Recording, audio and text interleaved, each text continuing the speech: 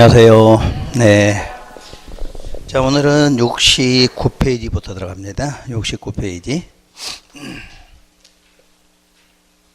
자, 2절에 도시개발사업 시행자 및 실시계획해서 1번 시행자. 자, 그럼 시행자를 지정하는 것은 지정권자라고 되어 있죠. 지정하는 것은 지정권자. 그래서 원칙에 보면 도시개발사업의 시행자는 다음의 자 중에서 지정권자가 지정하여야 한다 이렇게 되어 있죠. 그럼 거기에 시행자가 총 몇 개로 되어 있냐면 12개의 시행자가 나와 있죠. 12개 시행자를 먼저 볼 테니까요. 자, 1번 시행자가 누구죠? 국가 또는 지자체. 2번은 공공기관. 그래서 거기에는 한국토지주택공사를 대표로 하고 있죠.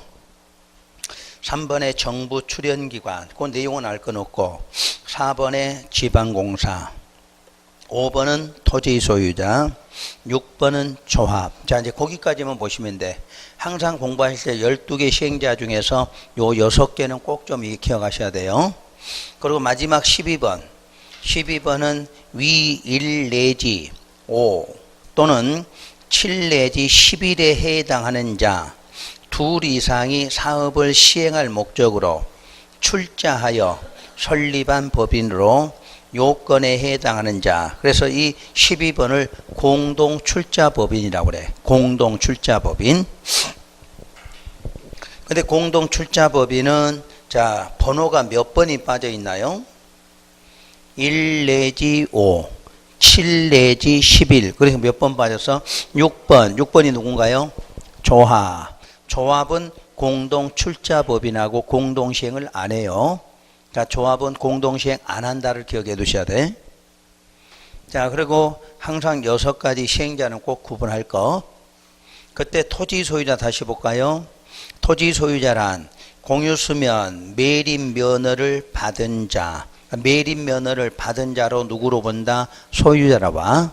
그리고 수용 방식에서는 국공유지 제외한 토지 면적 얼마? 3분의 2 이상. 3분의 1을 소유한 자를 바로 토지 소유자라 부르죠.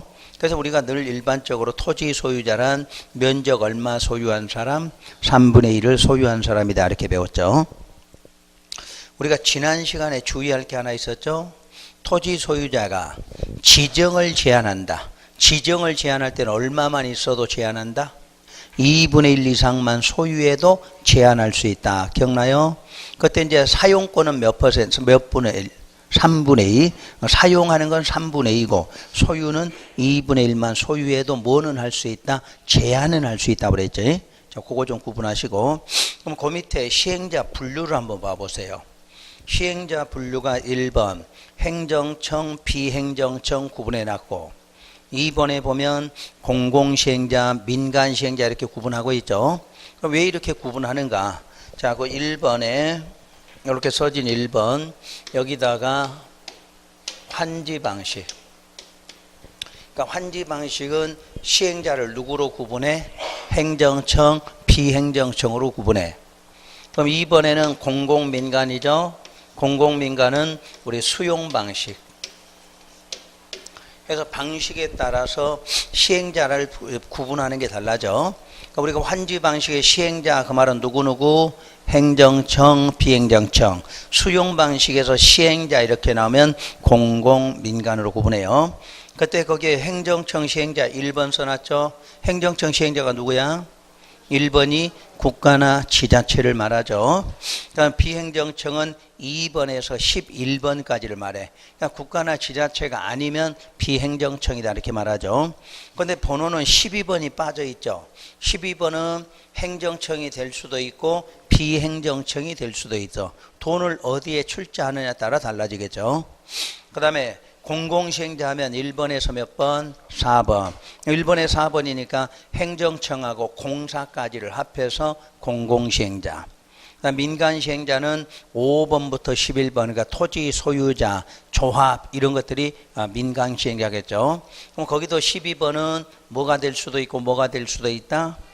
공공이 될 수도 있고 민간이 될 수 있다는 뜻이에요. 자, 그 밑에 별표. 시행자 지정 신청이란 시행자로 지정받으려는 자는 시행자 지정 신청서를 시장 등을 거쳐 지정권자에게 제출한다 이렇게 되어 있죠. 자, 그럼 다시 맨 위에 가보세요. 시행자 지정 누가 한다? 지정권자. 그러면 시행자가 지정을 해달라고 먼저 뭐를 했다? 신청을 했다는 이야기야. 그럼 거기에 해당되는 사람을 지정권자가 뭐 한다? 지정하는 방식이다. 그런 뜻이에요. 그럼 다시 2번. 예외란 도시개발구역을 무슨 방식으로? 전부 환지 방식. 전부 환지 방식으로 시행할 경우에는 5번의 토지 소유자 또는 6번의 조합을 시행자로 지정하여야 한다. 그러니까 전부 환지 방식을 12개 중에서 반드시 몇 번? 5번이나 6번으로 지정해야 돼. 그때 6번 시행자 다시 한번 볼까요? 조합은 무슨 방식에 한한다? 전부 환지 방식에 한해서 시행자란 뜻이에요. 그러니까 조합은 수용 방식에서는 조합이라는 시행자가 나와요, 안 나와? 안 나온다는 이야기야. 하지만 5번 소유자는 전부 환지에도 나올 수 있고 어디에도 수용 방식으로 나올 수 있다는 이야기야. 하지만 조합만큼은 전부 환지 방식에서만 나온다. 이렇게 기억하시고. 자, 맨 밑에 이제 별표. 사업의 대행. 공공사업 시행자는 사업을 효율적으로 시행하기 위해서 필요하면 설계, 분양 등 사업의 일부를 주택법에 주택건설 사업자 등으로 하여금 뭐하게 한다? 대행하게 할 수 있다. 그러니까 대행이라는 건 누구나 하는 게 아니라 어떤 시행자만? 공공시행자들. 공공시행자들은 주택법에 주택건설 사업자 등에게 일부 내용을 대행할 수 있게 한다. 이렇게 나왔고요. 그래서 시행자표는 일단 6가지인데 행정청, 비행정청, 공공, 민간 이렇게 구분하는 거 꼭 알아두시고 전부 환지 방식 하면 누구 해야 돼? 소유자나 조합 나온다. 꼭 기억하시고. 자, 다음 장 넘겨보세요. 전부 환지 방식의 시행자라고 나와 있죠? 그럼 전부 환지 방식 시행자는 누구란 이야기예요?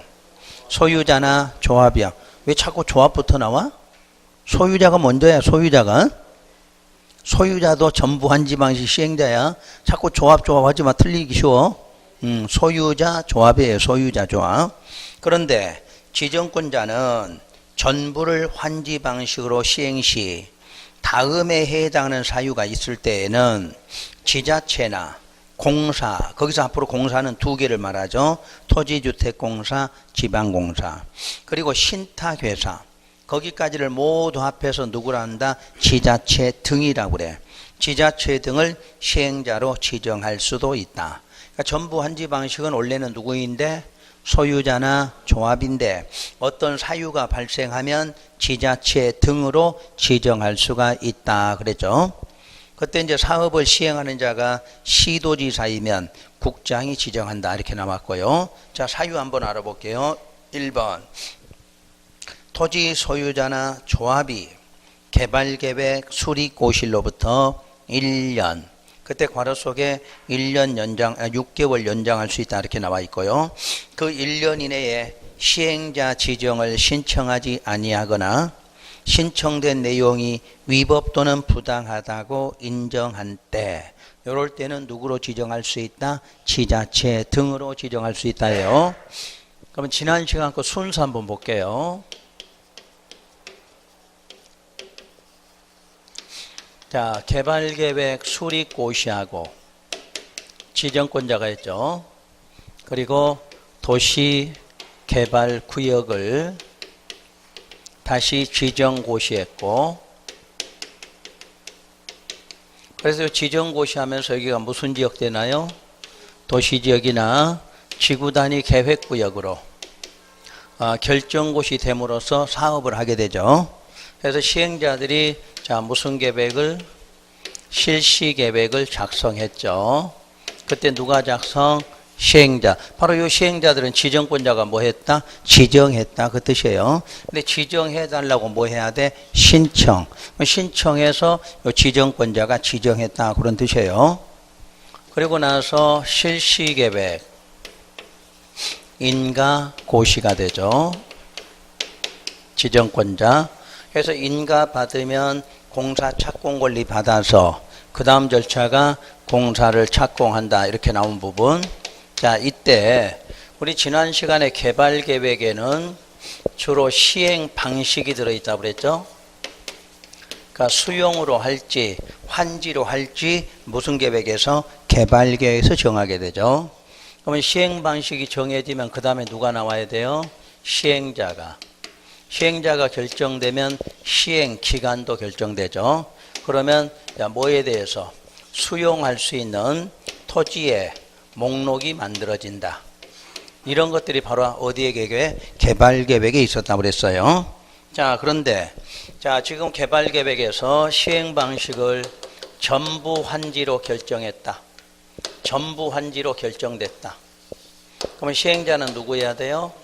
소유자나 조합이어야 돼. 근데 이 소유자나 조합이 먼저 뭐를 해야 돼요? 신청을 먼저 해야 돼. 그래서 이 사람들은 요 개발계획 수립고시로부터 1년 안에 지정해 달라는 뭐를 신청을 해야 된다는 뜻이에요. 그때 신청을 안 했거나 아니면 신청을 했는데 위법 또는 부당하다. 그러니까 신청을 해야 되는데 안 했거나 했는데 위법 부당하다. 이런 사유가 생기거든 누구로 대신 지정할 수 있다? 지자체 등으로 대신 지정을 하게 된다. 이 내용이에요. 그러니까 전부 환지 방식은 원래는 누구여야 된다? 소유자나 조합. 그럼 이 사람들이 지정해달라고 신청을 하는데 그 기간이 얼마? 1년. 신청을 해야 되는데 안 했거나 또는 신청을 했는데 위법 부당하다. 그럼 누구로 지정된다? 지자체 등으로 지정한다. 이 내용이야 지금. 요 놈을 기억을 꼭 좀 해두시라는 얘기야. 자, 2번하고 3번은 그냥 참고로 읽으시면 돼. 특히 3번 같은 경우 나올 때 면적이나 소유자 총수에 대한 얼마 동의? 2분의 1이야. 요건 원래 동의는 3분의 2분의 1인데 여기만큼은 바로 2분의 1, 2분의 1로 돼 있어. 숫자만 그렇게 생각하시면 돼. 그 다음에 3번 시행자 변경. 그럼 시행자를 지정한 사람도 지정권자. 그럼 변경하는 사람도 지정권자겠죠. 그럼 지정권자가 언제 변경하는가? 1번 도시개발 사업에 대한 실시계획 인가받은 후 몇 년? 2년 안에 사업을 착수하지 아니한 경우죠. 바로 이 부분이야. 아까 인가받으면 무슨 권리 받아? 공사 착공 권리. 그럼 착공 권리 받았거든. 착공까지 몇 년 안에? 2년 안에 하라는 이야기죠. 요 2년 안에 안 하면 시행자 뭐 한다? 변경한다. 이 내용이지. 그러니까 인가 받아서 착공 권리 받거든. 반드시 몇 년 안에? 2년 안에 착공해야 돼요. 안 하면 시행자 변경한다. 2번은 행정처분에 의해서 시행자의 지정이나 실시계획 인가가 뭐 되면 취소됐을 때. 세 번째는 시행자의 부도나 파산으로 사업 목적을 달성하기 어렵다고 인정했을 때. 당연히 이건 시행자 변경 사유죠. 그 다음에 이제 4번이 문제가 되죠. 도시개발구역 전부를 환지 방식으로 시행하는 경우에는 소유자나 또는 조합을 시행자로 뭐 했다? 지정을 했어. 이제 지정한 경우에 그 시행자로 지정된 자가 구역 지정 고시로부터 1년 또 가로 속에 6개월 연장이 또 나올 거예요. 그래서 1년 이내에 마지막 줄 사업에 관한 무슨 계획 인가 신청, 실시 계획 인가 신청을 하지 아니하는 경우 이때도 시행자 변경 사유죠. 그럼 우리가 지난 시간에 뭘 배웠냐면 도시개발구역 지정이 돼서 요 인가 신청까지는 몇 년 안에 하라고 그랬죠? 3년 안에 인가 신청하라. 그래서 3년 안에 신청 안 하면 그 구역은 뭐 된다? 해제. 해제되면 우리는 환원되거나 폐지된 것으로 본다. 이걸 배우셨지? 그런데 지금 전부 환지 방식으로 소유자나 조합이 신청을 해서 이 소유자나 조합이 뭐 됐다는 이야기야? 지금 지정됐어. 그러면 지정됐거든. 여기에 인가 신청을 몇 년 안에 하라? 1년 안에 인가 신청하라. 이 내용이야. 원래 우리가 인가 신청은 몇 년인데? 3년인데 누가 할 때만큼은 소유자나 조합이 할 때만큼은 3년이 아니라 1년을 줘. 그래서 1년 안에 신청을 안 하면 이때는 시행자 뭐 하겠다? 변경하겠다는 이야기야. 그럼 변경한다는 건 아직도 해제까지 몇 얼마 정도 남았어? 2년 남았죠? 그러니까 시행자 변경하면 나머지 사람이 다시 인가 신청하겠다는 뜻이야. 결론 반대로 말하면 소유자나 조합은 시행자가 될 수는 있지만 확실하게 할지 안 할지는 모른다는 이야기야. 근데 할지 안 할지 모르는 사람한테 처음부터 몇 년 주면 3년 줘서 인가 신청 안 하면 구역이 어떻게 돼? 자동으로 해제가 되니까 안 된다는 이야기야. 그래서 소유자 조합은 일단 얼마 줘봐? 1년 줘보고 인가 신청 들어오면 인가 해주고 안 들어오면 바로 시행자 뭐하고 변경 이렇게 돼 있다는 이야기야. 그래서 여러분들이 시험장 가서는 무조건 이걸 찾으셔야 돼. 실시계획 인가 신청하고 이 문제가 나오면 딱 답이 정해져 있어. 몇 년 아니면 몇 년? 3년 안에 하는지 1년 안에 하는지 이걸로 답을 딱 찾아내시면 돼. 그래서 3년이 남았을 때 3년 안에 안 하면 뭐 하는 사유다? 해제 사유다. 요게 기본 원칙이고. 자, 1년 안에 안 하면 요건 시행자 뭐죠? 변경 사유야. 근데 시행자 변경 사유인데 여기에 조건이 맞아야 돼. 전부 무슨 방식? 환지 방식 요구하고 시행자가 누구 아니면 누구? 소유자 아니면 조합일 때 이렇게 나온다는 이야기. 여기까지 맞으면 아 요거는 1년 안에 인가 신청하는 거구나 하고 구분하셔야 돼. 그러니까 문제 풀 때 인가 신청 나오면 무조건 답을 보고 찾으셔야 돼. 지금 요거 해제 문제로 나왔다. 그럼 몇 년? 3년. 자, 시행자 변경으로 나왔다. 1년. 요거 찾고 답을 보시면 바로 보이게. 근데 그냥 여러분들 생각 없이 이게 풀면 이게 맞는 것도 같고 틀린 것도 같으니까 반드시 두 가지 해제냐, 자, 시행자 변경이냐 두 가지로 구분하고 문제를 푸시는 거야, 이거는. 그래서 이제 시행자 변경도 시킬 수가 있었다. 이제 4번으로 넘어가면 자, 규약이라는 게 나와. 규약. 5번에 보면 시행 규정이 나와. 그러면 규약과 시행 규정이란 뭐 할 때 나오는 거냐? 요건 시행자가 누구이냐 그걸 찾는 거야. 자, 4번 번호 보면 토지 소유자 몇 인 이상이 2인 이상이 사업을 시행하는 경우 또는 소유자가 시행자 지정에 한 7 내지 10일에 해당하는 자와 무슨 사업? 공동사업 시행 시 그때 지정권자는 사업에 관한 뭐를 규약을 정하게 한다고 그랬어. 그럼 규약을 정해야 된다는 것은 시행자가 누구이다? 토지 소유자란 뜻이야. 소유자가 시행할 때는 뭐가 필요하다? 규약이 필요해. 그러니까 소유자 2명 이상이 하든 소유자가 공동으로 하든 무조건 소유자가 관련되면 뭐 만들어라? 규약 만들어라 그 뜻이에요. 그 다음에 5번에 시행 규정은 뭐냐? 첫 줄 지자체 등이 둘째 줄 중간 전부를 환지 방식으로 시행하려고 할 때 그 다음에 그 줄 끝에 공공시행자가 그 다음 줄 일부를 환지 방식으로 시행하려고 할 때는 자 뭐를 작성하라? 시행 규정을 작성하라야. 그러면 지자체 등이든 공공시행자든 전체로 보면 누구야? 공공시행자란 뜻이야. 그러니까 공공시행자가 할 때는 뭐가 필요하다? 시행규정이. 근데 공공시행자도 전부냐 일부냐가 달라져. 지자체 등 하면 이 상태죠. 지자체 등으로 지정하겠다. 그 말은 무슨 방식? 전부 환지란 뜻이야. 근데 공공시행자 할 때는 어떤 환지? 일부 환지란 뜻이야. 일부 환지. 구분됐나요? 그러니까 시행규정은 일단 공공시행자 쪽인데 지자체 쪽에서 할 때는 전부고 공공시행자로 할 때는 일부 환지 방식이에요. 거기까지는 이해되셨죠? 그러면 지금부터 조합이냐 토지 소유자냐 공공시행자냐 여기에 대한 차이예요. 조합은 항상 시행하려면 뭐가 필요하죠? 정관이라는 게 필요해. 소유자가 할 때는 규약이고 공공시행 할 때는 시행 규정이라고 그래. 그럼 이런 것들이 전부 무슨 방식에서? 결론 환지 방식에서 나온 내용이야. 어차피 환지란 누가 할 수 있다. 조합이나 소유자가 할 수 있는 게 환지 방식이야. 그러니까 이 사람들이 환지 방식을 할 때 정관 규약이고 이 사람이 못하면 누가 하게 돼? 공공시행자. 그때 필요한 건 뭐다? 시행규정이야. 그러니까 앞으로 요 세 가지 용어 요런 건 나왔다. 그럼 무조건 무슨 방식? 환지에서만 나오는 용어야. 환지에서만. 그래서 요건 단답형 시험 문제야. 내용은 쭉 써놨어도 예를 들어서 소유자가 시행하는데 시행 규정 그럼 맞아 틀려? 틀렸지? 소유자 하면 뭐 나와? 규약. 그건 지난번에 공공시행자인데 규약이라고 나왔어. 그럼 맞아 틀려? 틀렸지? 그렇게도 찾아내시면 되고는 문장에서. 다음 6번 번호. 신탁계약에 의한 체결 문제. 신탁계약.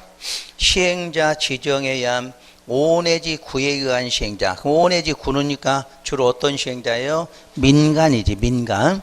민간 시행자는 지정권자 승인 얻어서 신탁회사와 신탁계약을 체결하여 사업을 시행할 수도 있다. 이렇게 나왔어. 그럼 앞으로 신탁계약 체결한다 이 말은 무슨 시행자? 민간 시행자라는 뜻이야. 그리고 절차는 지정권자 승인이 필요한 방식. 역시 신탁계약 체결도 나중에 환지 방식에서만 나와. 수용에는 신탁계약 이런 말은 없어. 항상 5번 소유자가 참여할 수 있다. 5번부터 참여할 수 있다. 그 말은 주로 뭐다? 환지 방식이라는 뜻이에요. 다음은 7번에 이제 그 시행자 중에서 조합 문제. 여러분 시험에서 조합은 한 번도 시험에 빠진 적 없어. 반드시 나와야 되는 게 조합 문제예요. 그래서 조합은 자, 여러분들 세개법에 있죠. 도시개발법에도 조합이 있고 도시정비법에 가도 조합이 있고 또 주택법에 가도 조합이 있고 그걸 늘 비교를 할 줄 알아야 돼. 그래서 오늘부터 여러분들이 비교하는 문제를 좀 공부할 거예요. 자, 먼저 이 법은 설립인가 받으려면 자, 소유자가 그 구역 안에 소유자가 몇 인 이상? 7인 이상 있어야 7인 이상. 그리고 정관을 작성해. 하여튼 조합이 설립되면 뭐가 만들어져? 정관이 필요해. 그리고 지정권자에게 설립 인가를 받아야 돼. 누구한테? 지정권자에게 설립 인가 받아야 돼요. 다음에 양거로 2번 조합 설립 인가 시의 동의. 설립 인가 신청 시에는 당해 도시개발구역 안에 토지 면적 3분의 2 이상에 해당하는 토지 소유자와 그 구역 소유자 총수 2분의 1 이상 동의를 요한다. 이렇게 되어 있네요. 그러니까 동의가 하나예요? 두 개예요? 두 개죠. 먼저 면적 3분의 2를 소유하는 소유자의 동의 받고 소유자 총수 얼마? 2분의 1 이상 동의 받아라. 이렇게 나왔네요. 그러면 참고사항에 동의자 수 산정 방법 1번 도시개발구역 토지 면적을 산정하는 경우에는 국공유지를 포함하여 산정할 것. 그러면 항상 시험에서 국공유지를 포함하느냐 제외하느냐 어떻게 구분해야 돼요? 여러분들 시험장 가면 이 국공유지를 포함하느냐 제외하느냐 요게 여러분 시험에서 40문제 중에서 한 3개 정도는 나와. 지문에가. 자, 포함한다. 뭐 하는 경우? 뭐 받는 경우? 동의. 동의 받는다. 그럼 뭐까지 포함? 국공유지 포함이야. 그럼 제외한다. 뭐 하는 경우? 소유. 소유할 때는 이거 빼니까 이거 빼고 얼마? 3분의 2 나오지. 그래서 항상 문장 보실 때 지금 문제가 동의 문제로 나왔느냐 소유 문제로 나왔느냐야. 자, 아까 토지 소유자란 얼마 소유한 사람? 3분의 1을 소유한 사람. 그때 뭐는 빼야 돼? 국공유지 빼고야. 근데 총수 2분의 1 이상 동의 받아라. 그 동의 받을 때는 국공유지 포함되어 있다는 뜻이야. 그러니까 여러분이 소유 문제로 출제된 건지 동의 문제로 출제된 건지 그걸 구분해야 돼. 여러분 시험에 빠지지 않고 나오는 시험 문제가 이런 지문들이야. 이런 지문들을 빨리 정리해야 여러분이 답을 찾을 때 보통 2개나 3개 찾았는데 2개 중에서 이제 하나 찾아야 될 거 아니야. 그럴 때 이런 지문이 하나 딱 보이면 답 찾기가 쉬워지지. 그러니까 미리 기억하셔야 돼. 무조건 이 법뿐만 아니라 공법에서는 무조건 국공유지 들어가느냐 안 들어가느냐 이거 나오면 지금 동의받는 용어처럼 동의받는 경우 그때는 어떻게? 포함. 자, 내가 소유한 쪽으로 문제 나오면 제외 이렇게 2가지로 구분하시면 돼. 그 다음에 2번 번호 토지 소유권을 여러 명이 뭐한다? 공유. 자, 오늘 이 시간부터 무조건 공유라는 말 나오면 그 중에 몇 명? 대표자 1명만을 소유자라고 봐. 그러니까 하나의 땅을 10명이 공유한다. 그럼 10명이 공유해도 소유권은 누구 몇 명으로? 한 명으로 계산해. 대표 공유자 한 명으로. 그런데 단 집합건물법에서 구분 소유자로 나올 때는 어떻게 한다? 각각을 소유자로 봐. 무슨 법? 집합건물법의 구분 소유자일 때는 각각으로 본다. 오늘은 그 1번, 2번까지만 기억하시면 돼. 다음 3번으로 내려와서 조합원 등, 조합원이란 그 첫 줄 화살표 뒤에 그 구역 안에 있는 누구다? 토지 소유자. 구역 안에 있는 토지 소유자. 그래서 이걸 당연조합원이라고 그러죠. 당연조합원. 그러니까 구역 안의 소유자는 사업을 찬성하거나 반대하거나 그 위에 있는 동의를 해줬거나 안 해줬거나 거기에 거주하거나 안 하거나 상관없이 무조건 누구다? 조합원이다. 다음 2번 조합원의 권리 및 의무. 1번 보유 토지 면적과 관계없는 무슨 권? 평등 의결권. 그러니까 면적이 크다고 의결권을 많이 주고 작다고 의결권이 하나 없어지고 그런 거 아니고 무조건 평등 의결권이다. 다만 다른 조합원으로부터 해당 구역에 그가 가지고 있는 토지 소유권 전부를 뭐 받았다? 이전 받은 조합원은 정관으로 정하는 바에 따라 본래 의결권과는 별도로 그 토지 소유권을 이전한 조합원의 의결권을 승계할 수도 있다. 자, 밑에 건 더 이상 안 보셔도 되겠고, 자, 다음 장 넘겨서 이제 공유 토지에 대한 의결권. 아까 공유하면 소유자 몇 명? 한 명. 의결권도 몇 명? 한 명. 무조건 공유는 소유로 나오든 의결권 나오든 무조건 한 개만을 보고. 그런데 역시 집합건물법에 따른 구분 소유자는 구분 소유자별로 뭐가 있다? 의결권이 있다. 다음 4번은 차별금지 나와 있죠. 현실적으로 차별을 하고 있어. 그러니까 하지 말라고 법으로 찾고 그러죠. 자, 둘째 줄에 조합원이 총회에서 의결하는 사항 등에 뭐하지 않았거나 동의하지 아니했거나 소규모 토지 소유자라는 이유로 차별해서는 아니 된다. 이렇게 나왔고, 그 다음에 조합의 임원이란 항상 3명, 조합장은 무조건 1명, 그리고 이사 감사를 둔다. 이렇게 나왔고요. 2번 그 조합의 임원은 의결권을 가진 조합원이어야 하고 정관으로 정한 바에 따라 어디에서 선임한다? 총회에서 선임한다. 총회에서만. 그 다음에 2번에 임원은 무슨 금지? 겸직을 금지해. 그 다음에 4번 임원의 결격 사유가 나오죠. 결격 사유가 기역에서 디귿까지 쭉 나와 있고요. 그 다음에 동그라미 2번 조합의 임원으로 선임된 자가 그 사망 각호의 어느 하나에 해당하게 되면 그 다음 날부터 임원 자격을 상실한다고 그래서 요걸 시험에서 많이 물어봐. 지금 여기는 무슨 날에? 다음 날이라고 돼 있어. 다음 날. 근데 도시정비법하고 주택법은 그 날짜로 당연 퇴임이야. 당연 퇴임. 기억해 두셔. 거기다. 여기는 무슨 날에? 다음 날에. 다음 날에 자격 상실. 근데 도시정비법, 주택법은 언제? 그 날짜로 당연 퇴임이야. 그런 사유가 발견됐다 그러면 당연 퇴임. 다음 날 아니야? 여기만 다음 날을 쓰고 있다. 구분하시고. 자, 5번 조합 임원의 직무 등. 1번 조합장은 조합을 대표하고 그 사무를 총괄하며 총회, 대의원회 또는 이사회에 뭐가 된다? 의장이 돼. 그러니까 조합장은 3가지 의장이 될 수 있어. 총회, 대의원회, 이사회의 의장이 된다. 그 다음 2번 이사는 정관에서 정하는 바에 따라 조합장을 보좌하며 조합의 사무를 분장한다. 그 다음에 3번 감사는 조합의 사무 및 재산 상태와 회계에 관한 사항을 감사한다. 4번 조합장이나 이사의 자기를 위한 조합과의 계약이나 소송에 관해서는 누가 조합을 대표한다? 감사가 조합을 대표한다. 그래서 여러분 시험에서 그 4가지 중에서 1번하고 4번이 잘 나와. 1번, 4번. 자, 조합장은 조합을 대표한다. 그 다음에 어디의 의장이다? 총회, 대의원의 이사회 의장이죠.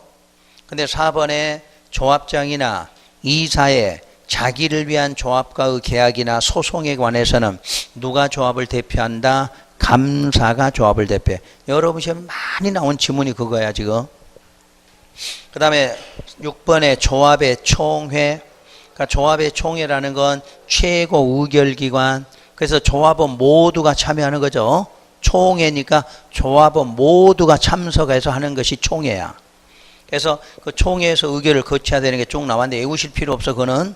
다음 오른쪽에 대의원회. 대의원회라는 것은 의결권을 가진 조합원의 수가 50일 이상인 조합은 자 밑줄 총회의 권한을 뭐 하려고 대행하기 위해서 대의원회를 둘 수 있다고 그랬어. 그러니까 총회라는 건 모든 조합원이 참여를 해야 되죠. 모든 조합원이 참여하면 의사결정이 쉬워요? 어려워요? 어렵죠. 그래서 그 대표자를 뽑는 게 뭐예요? 대의원이야. 대의원회. 그 사람들이 모여서 의결권을 행사하겠다는 이야기야. 총회 권한을 대행하기 위해서. 그때 여기는 50인이고 둘 수 있다라고 돼 있죠. 자, 50인 밑에다 100인. 둘 수 있다 밑에다 두어야 한다. 그렇게 나오면 도시정비법이 돼. 그러니까 도시정비법 인원도 2배가 많아. 50인에서 얼마로? 100인. 이쪽은 둘 수 있다고. 자, 도시정비법은 두어야 한다야. 그걸 여러분이 시험에서도 많이 구분하라고 나와. 그럼 왜 이쪽과 그쪽이 차이점인가? 자, 일단 여기는 50인이고 저쪽은 100인이라고 그랬죠? 자, 우리가 도시개발법은 면적을 주로 갖고 있는 면적이 전이나 답이죠. 뭐 전이나 답이니까 면적을 좀 넓게 갖고 있다 보니까 소유자가 도시정비법보다 많아요, 적어요? 적어. 근데 도시정비법은 재개발, 재건축하면 면적은 좁은데 소유자는 어떻게 돼? 많거든. 그러니까 인원이 배로 올라가.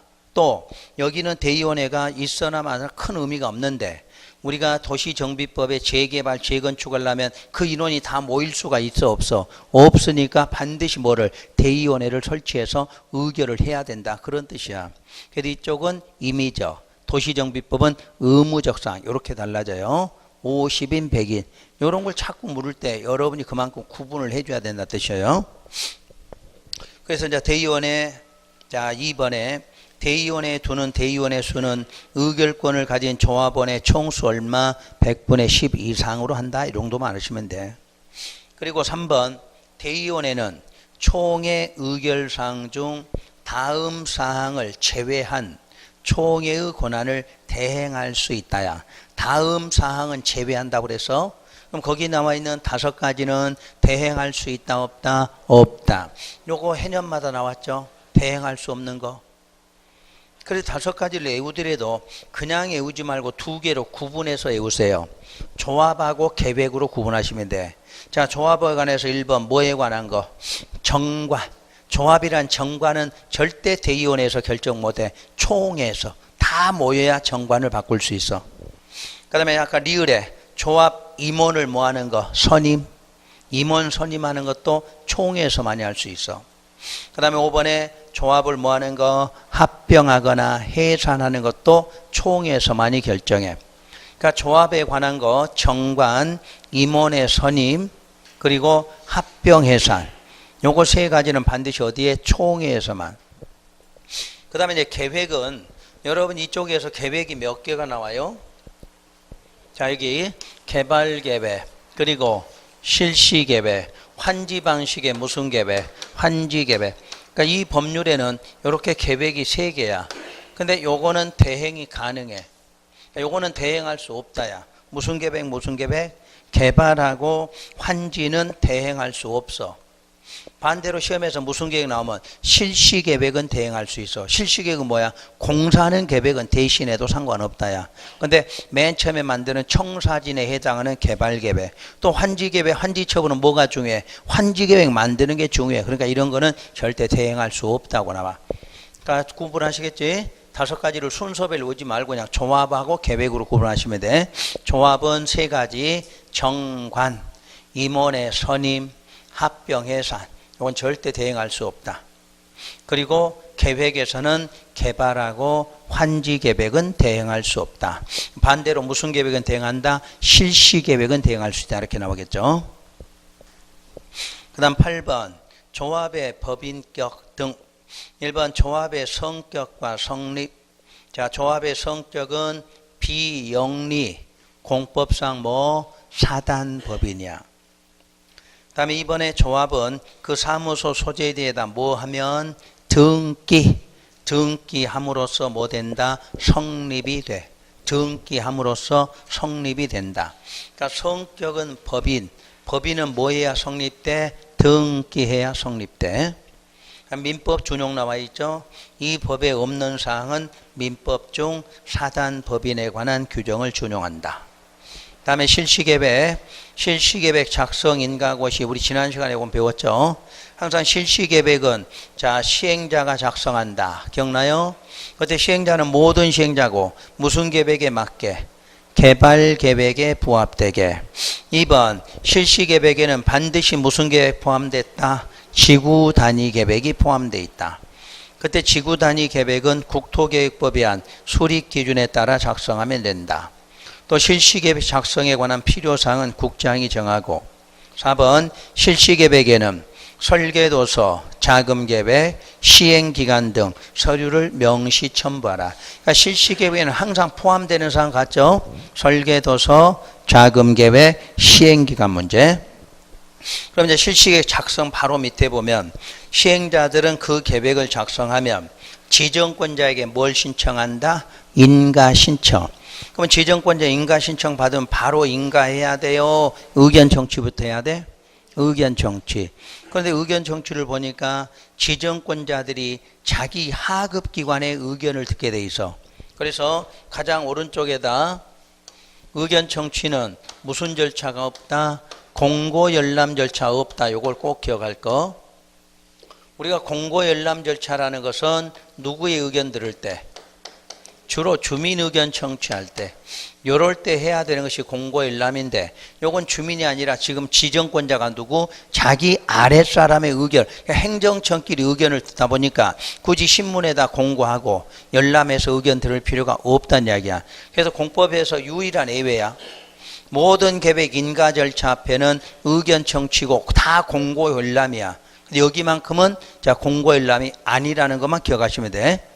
그래서 지정권자가 자기 하급기관의 의견을 듣는다는 거. 그 다음 실시계획 인가고시. 그러면 실시계획 인가되면 어떤 효과 나와? 시행자 확정되면 무슨 권리 준다? 공사 착공 권리 주겠죠. 그래서 착공 권리 받고 그 다음에 뭐가 됐다? 고시. 그러면 지난 시간에는 국토계획법은 실시계획 고시가 되면 뭐 들어갔죠? 국토계획법은 수용 들어갔잖아. 여기는 무슨 계획에서? 개발계획 고시되면 수용 들어가. 그러니까 여기는 별도의 다른 효과가 또 나와. 그러니까 법률마다 인가하고 고시되면 반드시 효과 나와. 그때 국토계획법은 요 고시로 수용 들어갔고 여기 고시는 다른 효과가 나와. 자, 뒷장 넘겨보세요. 관리계획 결정의 의제에 보면 1번 실시계획 뭐 했다? 고시. 실시계획 고시됐을 때 고시된 내용 중에 국토계획법에 의한 자 밑줄 그으세요. 이제 거기서부터 관리계획이나 지구단위 계획으로 결정하여야 하는 사항 거기까지. 무슨 계획? 관리계획으로 결정하여야 하는 사항 밑줄 그었죠? 거기다 쓰세요. 보기로.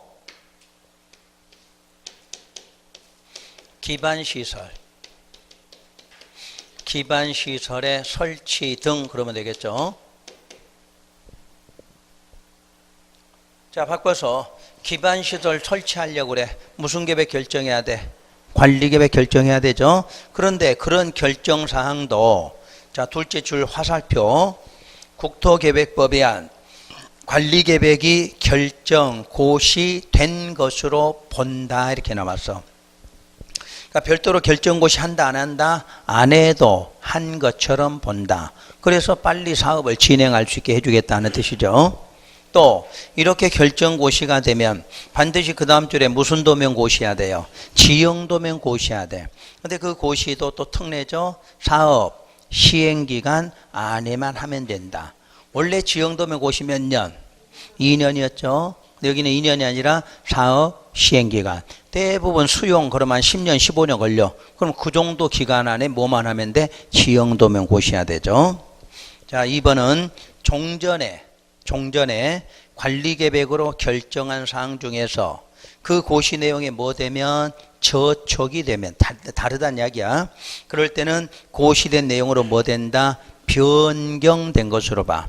그래서 실시계획 고시만 되면 이런 특혜가 주어지니까 빨리 사업을 진행할 수 있다. 이렇게 할 수 있겠죠. 자, 여기까지 해서 이제 우리 사업에 대한 기본적인 시행자하고 실시계획이에요.